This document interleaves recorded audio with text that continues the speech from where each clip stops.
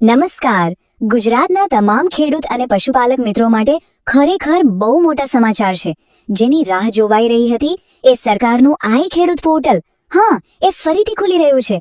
અને સાંભળો, આ વર્ષે તો એમાં કેટલી ખરેખર ખાસ વાતો છે.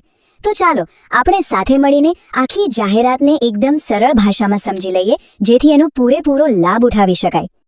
ચાલો વાતની શરૂઆત સીધા સૌથી મહત્વના આંકડાથી જ કરીએ. આ વર્ષે સરકાર કુલ 148, જી હા, 148 અલગ અલગ યોજનાઓ હેઠળ સહાય આપી રહી છે. આનો મતલબ એ થયો કે ખેતીના નાના મોટા સાધનોથી લઈને પશુપાલનની જરૂરિયાતો સુધી લગભગ દરેક બાબત માટે કોઈને કોઈ યોજના તો છે જ.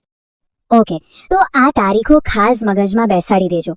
પોર્ટલ ખુલી રહ્યું છે 27 માર્ચે અને અરજી કરવા માટે મળશે બરાબર 1 મહિનો, એટલે કે 26 એપ્રિલ સુધીનો સમય.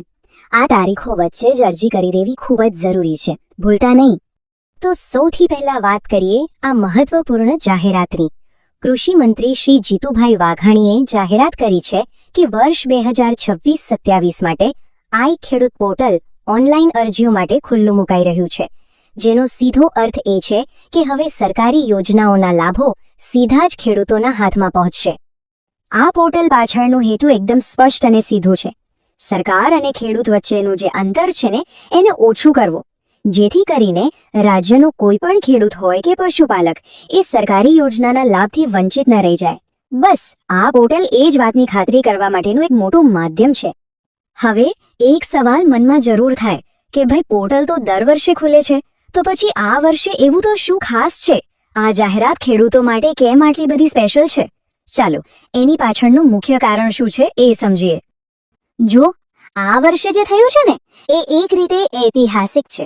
સામાન્ય રીતે શું થાય, બજેટ પાસ થાય પછી યોજનાઓ શરૂ થવામાં થોડો સમય લાગે, પણ આ વખતે બજેટ પાસ થયાના ગણતરીના દિવસોમાં જ પોર્ટલ ખોલી દેવાયું છે. આ બતાવે છે કે સરકાર લાભ પહોંચાડવામાં જરા પણ મોડું કરવા માંગતી નથી.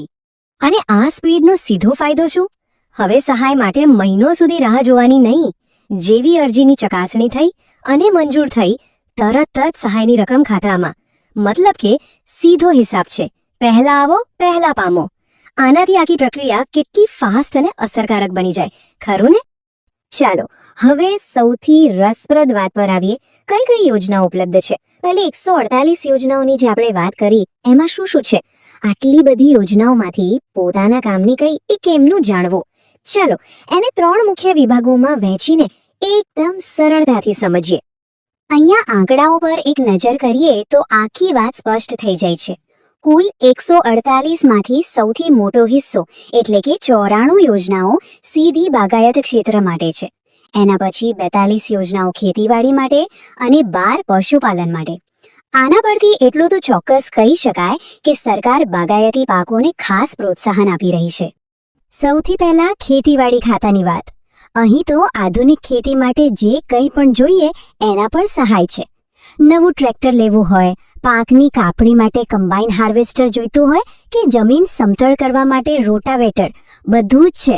અને હા, એક મજાની વાત એ છે કે ખેતરની સુરક્ષા માટે કાંટાળા તારની વાડ પર તો સહાય છે જ, પણ સાથે સાથે આ ડિજિટલ યુગમાં પાછળ ન રહી જવાય એ માટે સ્માર્ટફોનની ખરીદી પર પણ સહાય મળી રહી છે. હવે આવીએ બાગાયત વિભાગ પર, જ્યાં સૌથી વધારે 94 યોજનાઓ છે. અહીં નાના ખેડૂતો માટે મિની ટ્રેક્ટરથી માંડીને પાકને લાંબો સમય સાચવવા માટે કોલ્ડ સ્ટોરેજ અને નેટ હાઉસ જેવી સુવિધાઓ પર પણ જોરદાર સહાય છે. અને ખાસ કરીને કમલમ એટલે કે ડ્રેગન ફ્રૂટ અને ઓઇલ પામ જેવા નવા અને વધુ કમાણી કરાવતા પાકો તરફ ખેડૂતો વળે એના માટે સરકાર વિશેષ પ્રોત્સાહન પણ આપી રહી છે. અને હા, પશુપાલક મિત્રો માટે પણ બહુ જ મહત્વની યોજનાઓ છે. પશુઓ માટે વ્યવસ્થિત કેટલ શેડ બનાવવો હોય કે પછી દૂધનો ધંધો વધારવા માટે ડેરી ફાર્મ બનાવવું હોય, સરકાર મદદ કરવા તૈયાર છે. એટલું જ નહીં, જો મરઘા પાલન કે બકરા પાલન જેવા વ્યવસાયમાં રસ હોય તો એના માટે પણ સરકાર પૂરો સાથ આપશે. તો આટલી બધી યોજનાઓ વિશે જાણ્યા પછી સૌથી મોટો અને અગત્યનો સવાલ એ જ આવે કે ભાઈ, અરજી કરવાની કઈ રીતે? પણ ચિંતા ના કરશો, આખી પ્રક્રિયાને એકદમ સરળ રાખવામાં આવી છે. ચાલો ફટાફટ એના સ્ટેપ્સ જોઈ લઈએ. અરજી કરવાની પ્રોસેસ બસ આ 3 સિમ્પલ સ્ટેપ્સમાં જ છે. પહેલું, આઈ ખેડૂત પોર્ટલની વેબસાઇટ પર જાઓ. બીજું, તમારા આધાર કાર્ડથી તમારી ઓળખની ખાતરી કરો. અને ત્રીજું, બસ ફોર્મમાં જરૂરી વિગતો ભરીને અરજી સબમિટ કરી દો. અને ધારો કે કમ્પ્યુટર વાપરવામાં ફાવટ ના હોય તો નજીકની ગ્રામ પંચાયતમાં જઈને પણ આ કામ એકદમ સહેલાઈથી કરાવી શકાય છે. તો આ બધી માહિતી જાણ્યા પછી હવે આગળ શું? આ સુવર્ણ તકનો શ્રેષ્ઠ ઉપયોગ કેવી રીતે કરવો? ચાલો હવે એના પર વાત કરીએ. સૌથી મહત્વની સલાહ તો ખુદ કૃષિ મંત્રી શ્રી તરફથી આવી છે અને એ છે કે છેલ્લી તારીખની બિલકુલ રાહ ન જોવી. યાદ રાખજો, અરજીઓનો નિકાલ પહેલા આવો પહેલા પામોના ધોરણે થવાનો છે. એટલે જેટલી જલ્દી અરજી કરશો એટલી જલ્દી તેના પર કામ શરૂ થશે અને લાભ મળવાની શક્યતા વધી જશે. અને અંતે આ બધી માહિતી એક સવાલ સાથે આપણને છોડી જાય છે. આ 148 યોજનાઓમાંથી આધુનિક ખેતી તરફ આગળ વધવા માટેનું પહેલું પગલું કયું હોઈ શકે? શું એ નવું ટ્રેક્ટર હશે, સોલાર પંપ હશે કે પછી કમલમ ફળનું વાવેતર? આના પર વિચાર ચોક્કસ કરજો.